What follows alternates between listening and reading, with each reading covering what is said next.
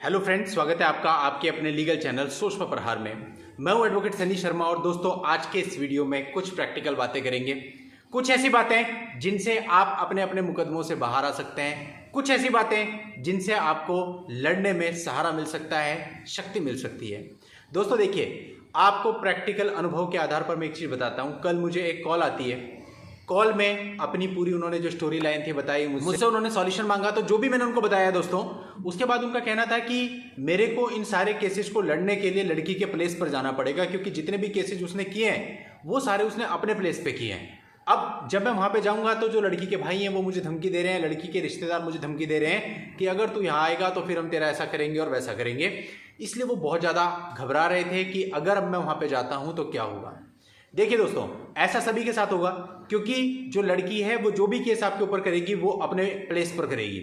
और कई बार लड़की कहती है कि मैं तेरे घर पर आकर मर जाऊंगी और तेरे सारे घर वालों को फंसा दूंगी उसमें। इससे भी लड़का बोल रहता है कि भाई एक्चुअल में मर जाएगी। तो ऐसे में आदमी क्या करे? अब इस डर से वो जो है वो कई बार से डेट पे नहीं जा रहे थे अपनी, तो ऐसे में तो एक्सपायरी ऑर्डर हो जाएगा या और कोई हार्ड ऑर्डर उनके अगेंस्ट हो जाएगा। तो दोस्तों यहाँ पर उनके जैसे आप में से बहुत सारे लोग होंगे जिनके मन में ये होगा कि अगर आप लड़की के प्लेस पे जाते हो तो आपके साथ गलत किया जा सकता है। देखिए दोस्तों, इसका कोई भी लीगल समाधान नहीं है। इसका समाधान सिर्फ इतना है कि आपको खुद को स्ट्रांग करना पड़ेगा। देखिए, ऐसा तो है नहीं कि आप जाएंगे, आपके ऊपर अटैक कर देंगे, वो आपको मार लेंगे।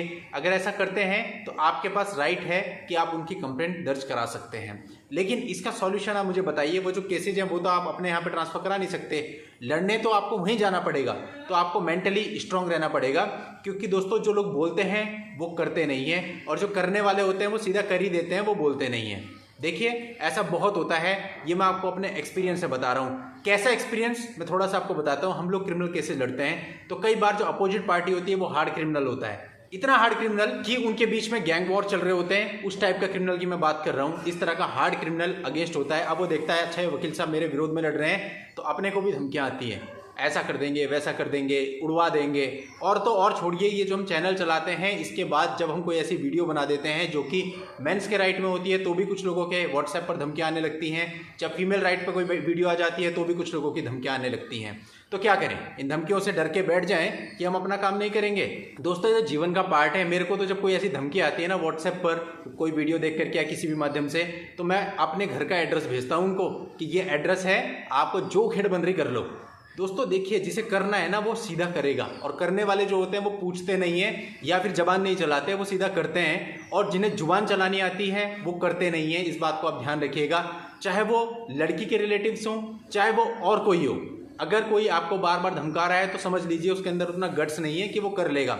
करने वाला ज़्यादा धमकी के चक्कर में, ज़्यादा बोलने के चक्कर में नहीं पड़ता, वो सीधा सीधा करता है। और अनफॉर्चुनेटली मान लेते हैं कि आप वहाँ पे गए, आपके साथ किसी प्रकार की उन्होंने धक्का मुक्की, बदतमीजी, थोड़ी बहुत मार पिटाई कर भी दी, तो दोस्तों उसके खिलाफ आप कंप्लेंट दर्ज कराइए, एफआईआर दर्ज कराइए, तभी के तभी मेडिकल कराइए अपना, और उन लोगों को लपेटिए। और जो भी आप मामला दर्ज कराते हैं अपने यहाँ पे कुछ मामले दर्ज करके उनको भी अपने यहाँ पे बुलाइए, और उसके बाद जब वो वहाँ पर आए तो फिर ईंट का जवाब पत्थर से दीजिए, क्योंकि आपको पता है कि अपने प्लेस पे तो हर कोई शेर होता है। तो दोस्तों ये जो अप्रोच है ये आप सभी को अपनानी पड़ेगी, क्योंकि लड़ाई और फाइट सभी को करनी है। जो अभी इस स्टेज पे हैं कि शुरुआती दौर में है, वो सोच रहे हैं हमारा म्यूचुअल डाइवोर्स हो जाएगा, हम इन सारी चीज़ों से बाहर आ जाएंगे, तो बहुत मुश्किल है। आप ये ध्यान रखिए, 1000 में से 2 मामले मुश्किल से ऐसे होते हैं जिनमें स्टार्टिंग में म्यूचुअली सब सेटल हो जाता है, अदरवाइज नहीं होता है। तो आप ये मान के चलिए कि आपके बीच में थोड़ी सी भी नोकझोंक है तो कल आप उस स्टेज पे जरूर आएंगे जब आपके ऊपर मुकदमे दर्ज होंगे, आपको फाइट करना पड़ेगा। तो दोस्तों फाइट फिर ऐसे करना है कि बिना डरे आपको लड़ना पड़ेगा। अभी दोस्तों कल मेरे पास एक मामला आया अपने ही शहर का, वहाँ पर एक पुलिस वाला उनको डरा रहा था। अभी मैं क्या करने वाला हूँ, अभी उस पुलिस वाले पे केस करने वाला हूँ। अब आज मैंने उनको बोला है कि आप आइए, मिलिए, और हम उस पुलिस वाले पर केस करेंगे, और वो आज शाम को आने वाले हैं, और निश्चित तौर पर पुलिस वाले पे केस करेंगे। उसको यहाँ पे देहरादून में बुला के बताएंगे कि वकील क्या होते हैं। जैसे दोस्तों मैं पहले भी बोलता रहा हूँ कि किसी भी कम्युनिटी पे उंगली उठाना बिल्कुल गलत है, क्योंकि दोस्तों हर कम्युनिटी में हर तरह के लोग होते हैं। कई सारे लोग होते हैं वो खुद पंजाबी होते हैं तो बोलते हैं कि बनिया बेकार होते हैं, जो खुद बनिया होते हैं वो बोलते हैं पंजाबी बेकार होते हैं, कुछ लोग बोलते हैं ये वाली कास्ट के लोग बेकार होते हैं। तो दोस्तों ऐसा नहीं है, हर एक कास्ट में हर तरह का आदमी होता है। ये प्रत्येक आदमी पे डिपेंड करता है, हर एक इंडिविजुअल पे डिपेंड करता है कि वो कैसा है। तो इसलिए हम पूरी कम्युनिटी पे उंगली उठा के बैठ जाते हैं, तो ये पूरे तरीके से गलत है। और दोस्तों सबसे बड़ी बात होती है, जो भी व्यक्ति किसी दूसरे के लिए गलत बोल रहा है तो इसका सीधा सा मतलब है कि वो खुद कितना सही है। क्योंकि जो व्यक्ति सही होता है वो कभी भी कहीं पर भी, सोशल मीडिया हो या वैसे हो, वो कभी भी किसी दूसरे पर उंगली नहीं उठाता। तो इसलिए दोस्तों ये बहुत छोटी छोटी सी बातें होती है व्यवहार की, जिससे हमें आदमी का पता चल जाता है।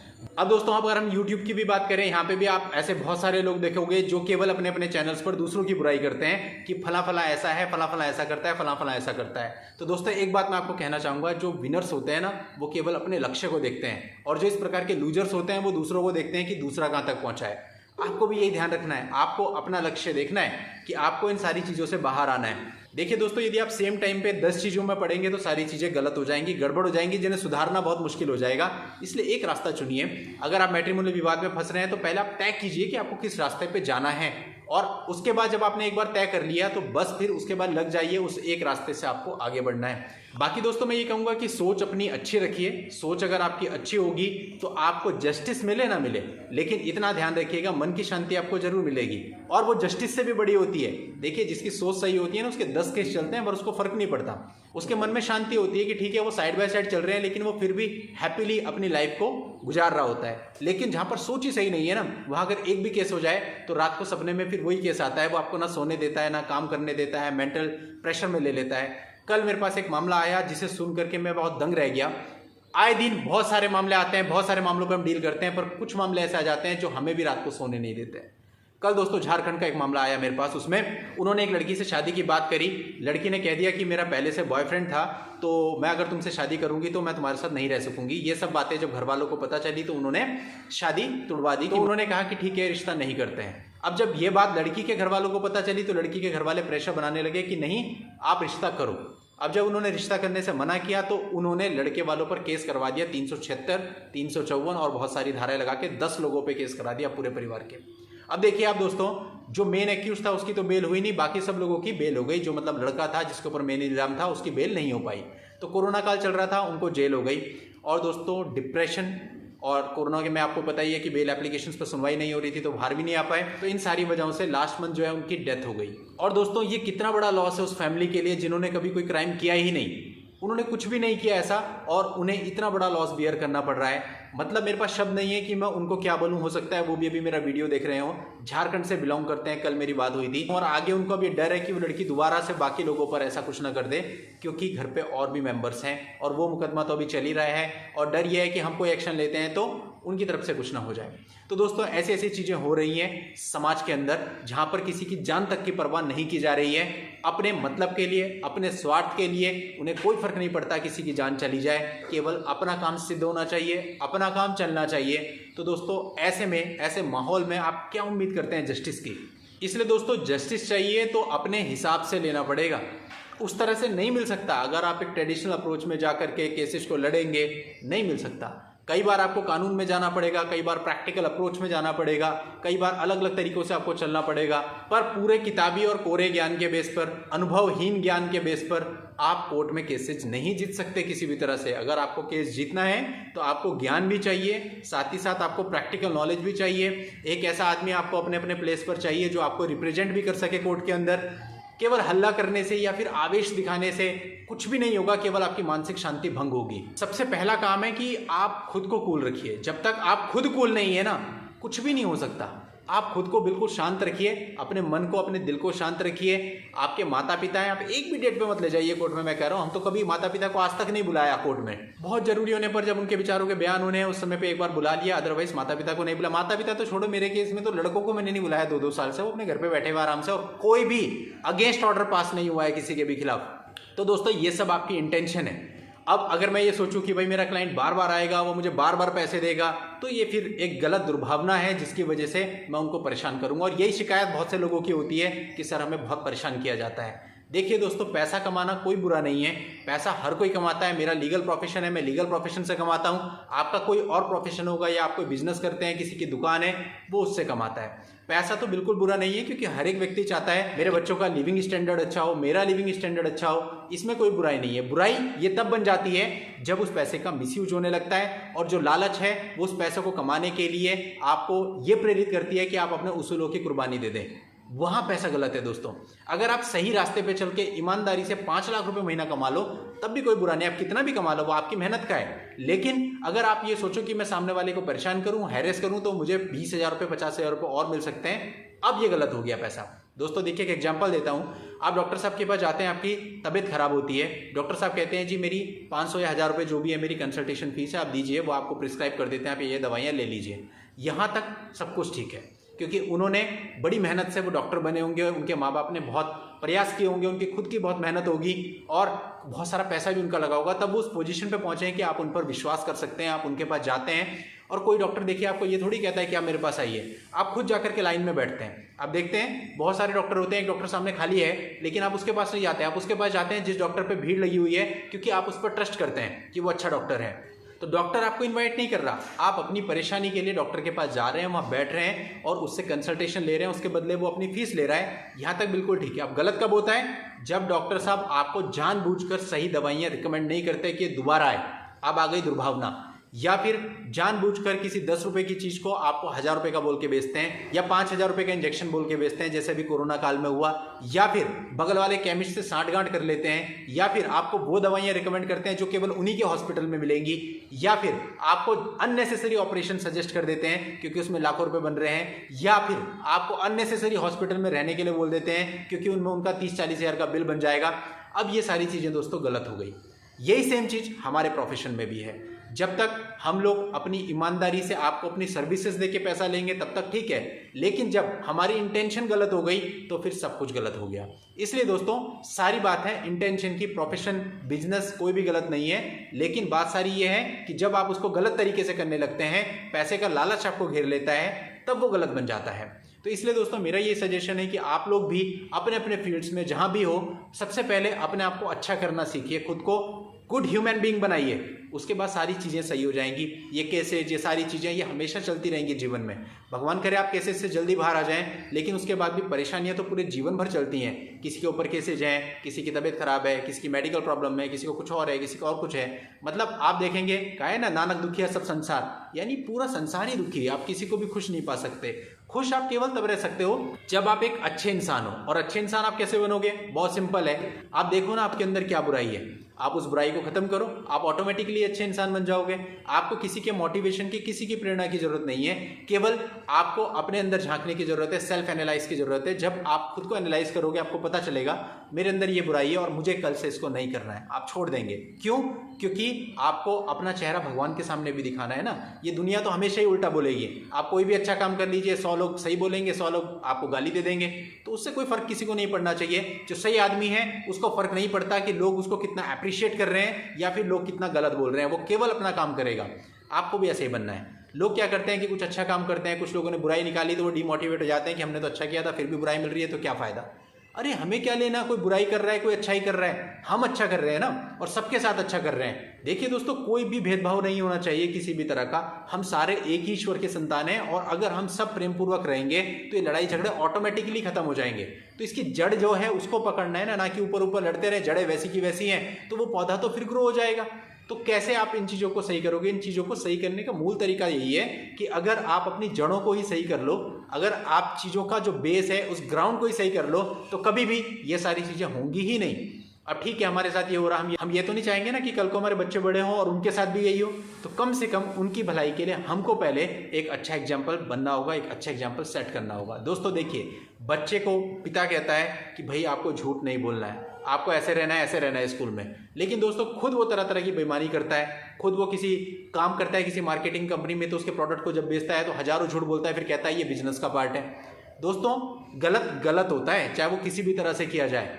बिजनेस भी तभी सही कहा जा सकता है जब आप सही तरीके से कर रहे हैं। अदरवाइज आप पैसा कमाओगे बस, लेकिन पैसे के साथ साथ पाप की गठरी को बहुत बड़ा कर लोगे और वो पैसा आपके काम नहीं आएगा। क्या मेरे चैनल को कुछ ऐसे लोग नहीं देख रहे होंगे जिनके पास बहुत सारा पैसा है, करोड़ों हैं, अरबों हैं? मेरे खुद के ऐसे बहुत सारे क्लाइंट्स हैं, लेकिन वो खुश क्यों नहीं है? उनके जीवन में सब कुछ स्मूथ क्यों नहीं है? अगर पैसे से खुश हो सकता है इंसान या शांति आ सकती तो सारे पैसे वाले आदमी बहुत खुश होते। लेकिन मैं ऐसे अनेकों आदमियों को जानता हूं जिनके पास पैसे की कोई कमी नहीं, जो कहते हैं वकील साहब हम कितना भी भा देंगे, आप रिलीफ दिलाइए। तो यानी कि वो कितने ज़्यादा परेशान होंगे, कितने ज़्यादा फ्रस्ट्रेट होंगे। तो आप बताइए कि ये पैसा आपको रिलीफ दे सकता है या आपको रिलीफ अंदर से मिल सकता है अपने मन से। मन से रिलीफ मिलेगा दोस्तों, आप अच्छे इंसान बन के देखिए, आप किसी की मदद करके देखिए, भूल जाइए भेदभाव। हम क्या कर रहे हैं, ये धर्म खराब है, हमारा धर्म इससे ऊपर है। दूसरे धर्म वाला कहता है ना ना मेरा धर्म सबसे ऊपर है। और इस प्रकार से हम लड़ाई झगड़ों में लगे हुए हैं, कभी धर्म को लेके, कभी जाति को लेके, कभी रंग रूप को लेकर के, कभी अमीर गरीब को लेकर के, कभी किसी और फैक्टर को लेकर के। लेकिन देखिए दोस्तों, मेरे हिसाब से जो आदमी की पहचान होती है ना, वो उस इंडिविजुअल से होती है। यानी कि ये सारी चीजें कोई मायने नहीं रखती। यदि आप अच्छे हो तो सब आपको अच्छा कहेंगे, यदि आप बुरे हो तो सब आपको बुरा कहेंगे। और आपका काम है अच्छे रहना और दूसरों को प्रेरित करना कि वो भी अच्छे बने। और दोस्तों, अगर कोई बीड़ी पी रहा है ना, तो अपना ये काम नहीं है कि हम जाकर के उसके साथ में बीड़ी पीने लगें, बल्कि अपना ये काम है कि हमें उसकी बीड़ी भी छुड़वानी है। तब आपका प्रयास सफल होगा और तभी आप इंसान कहलाओगे। आपको या हम में से किसी को भी ये नहीं पता कि कब हमारा सिग्नल आ जाए और अपने को ये दुनिया छोड़ के जानी पड़े। केसेज भी यहीं रह जाएंगे, सारी स्ट्रेटेजीज भी यहीं रह जाएंगी, हर एक चीज यहीं रह जाएंगी। तो फिर दोस्तों, क्या फायदा कुछ भी चीज गलत करके। यदि हम कुछ छोटी सी भी मिस्टेक करते हैं तो हमारे मन में आना चाहिए क्या हमने सही किया। फॉर एग्जाम्पल, हम किसी को कमेंट कर रहे हैं किसी के चैनल के नीचे कुछ भी, और वो कमेंट गलत है, तो कमेंट करते हैं हमें रियलाइज होना चाहिए कि यार ये हमने गलत तो नहीं लिख दिया, इसका फायदा क्या है, और हमें वहां जाके डिलीट कर देना चाहिए कि नहीं, मुझे नहीं लिखना चाहिए था। यानी डिलीट करने के बाद आपको एक खुशी मिलेगी कि आपने एक गलत चीज को छोड़ दिया। इसी तरह से दोस्तों बहुत सारी जीवन की चीजें, तो मैंने आपको छोटा सा एग्जांपल बताया। जो भी आप गलत करते भी उसको अगर आप रिवर्स बैक कर लेते हो, 100% आपको खुशी मिलेगी। और आप कितनी भी टेंशन में हो ना, फिर भी आपको रात को अच्छी नींद आएगी। आपको पता भी नहीं चलेगा कि आपके ऊपर कितने केसेस चल रहे हैं। बस आप अंदर से अच्छे बनिए, सबके लिए अच्छे बनिए। ऐसा नहीं अपनी कम्युनिटी के लिए, अपनी जात के लिए, अपने धर्म के लिए, सबके लिए। और सबके लिए जो व्यक्ति अच्छा सोचता है, ईश्वर उसके साथ कभी भी कुछ गलत नहीं करता। अब एक धारणा हमारे मन में ये आती है कि हम तो सबके साथ अच्छा ही करते हैं, लेकिन हमारे साथ बुरा ही होता है। मैं तो सबके साथ अच्छा कर रहा था, लेकिन फिर भी मेरा एक्सीडेंट हो गया, तो कहाँ है भगवान। दोस्तों देखो, एक्सीडेंट हो गया या किसी और प्रकार का दुख हमें आ रहा है, वो हमारी डेस्टिनी है, हमारे अपने कर्म है जो हमको भुगतने हैं, वो हम भुगत रहे हैं। उससे ना आप बच पाओगे ना कोई और बच पाएगा। अगर आप ध्यान से पढ़ोगे, देखोगे, समझोगे अपनी किताबों को, धर्म ग्रंथों को, तो कर्म का सिद्धांत तो अटल है। तो यानी कि आपने जो अच्छाई करी वो तो आपके खाते में क्रेडिट हो गई, लेकिन जो आप भुगत रहे हो वो आपका कर्म है, वो आपको भुगतना ही है। उसमें आपकी अच्छाई किसी प्रकार से उसको एडजस्ट नहीं करेगी। आपकी अच्छाई आपके क्रेडिट में जमा है, और वो क्रेडिट जब आप बढ़ाते चले जाएंगे ना, तो ऑटोमेटिकली मन में सुकून आता चला जाएगा। और वो क्रेडिट को बढ़ाने के लिए आपको केवल इतना करना है कि आपको अपने अपने काम ईमानदारी से करने हैं। अगर हम सभी लोग अपने अपने काम ईमानदारी से करने लग जाएं, मैं लीगल प्रोफेशन में हूं, मैं अपने काम में ईमानदारी रखूं, आप मेडिकल प्रोफेशन में आप अपने काम में ईमानदारी रखें, कोई अगर दुकानदारी कर रहा है तो वो उस काम में ईमानदारी रखे। अगर सामान बेच रहा है प्रॉफिट तो लेगा ना, आप ये थोड़ी कह सकते हो कि प्रॉफिट ना ले वो, तो वो अपना घर कैसे चलाएगा। तो भाई अगर वो 50 रुपए की चीज को 100 रुपए में बेच रहा है, 50 रुपए उसका मार्जिन है और वो रीजनेबल है, ठीक है। समस्या तब आती है जब वो 50 रुपए की चीज को 500 की बेचने लगता है, किसी प्रकार से ब्लैक करने लगता है, दूसरे के सामने की मजबूरी देख करके उसका फायदा उठाने लगता है। दोस्तों हमें तो मजबूरों को और हेल्प करनी है। तो इसलिए दोस्तों बहुत सारे फैक्टर्स हैं इस दुनिया के अंदर। अगर आप सही करने जाओगे तब भी लोग पीछे टांग खींचेंगे, बट हमें इन सब के बावजूद सही काम करना है। और साथ ही साथ ये प्रिकॉशन भी रखना है कि सही काम करते हुए कहीं ऐसा ना हो कि कोई हमारे साथ गलत कर दे। और दोस्तों इस प्रकार की जो मैं वीडियोज बनाता हूँ, मुझे पता है ये वीडियोज बहुत कम देखी जाती हैं, और बहुत सारे लोग तो इसे स्किप कर देंगे कि भाई ये लीगल चैनल है, क्या ज्ञान बांट रहा है। लेकिन वास्तविकता यही है कि ये सारी चीजें हमारा मूल है। लेकिन वास्तविकता यही है दोस्तों, केसेस से बाहर भी आप तभी आओगे जब आप अपनी मेंटेलिटी चेंज करोगे। मेंटेलिटी चेंज करनी है, लड़ना झगड़ना गाली देनी नहीं है दूसरे को। दोस्तों मेंटेलिटी चेंज करनी है, लड़ो तो शिद्दत के साथ लड़ो। लड़ो तो ऐसा लड़ो कि भाई तेरे को जो करना है कर ले, तेरे को जिस बदमाश को भेजना है भेज दे। मेरे को दोस्तों जब कोई धमकी आती है, मैं तो सीधा घर का एड्रेस भेजता हूँ, बोले ये घर का एड्रेस है, तू जो करना है कर ले, और करने की बात तो बहुत दूर है, तू मेरी ग्रेविटी में तो आके दिखा पहले। तो दोस्तों जब लड़ो तो फिर इस तरह से लड़ो कि कोई डर नहीं होना चाहिए, लेकिन साथ ही साथ अपने को अंदर से सॉफ्ट रखो।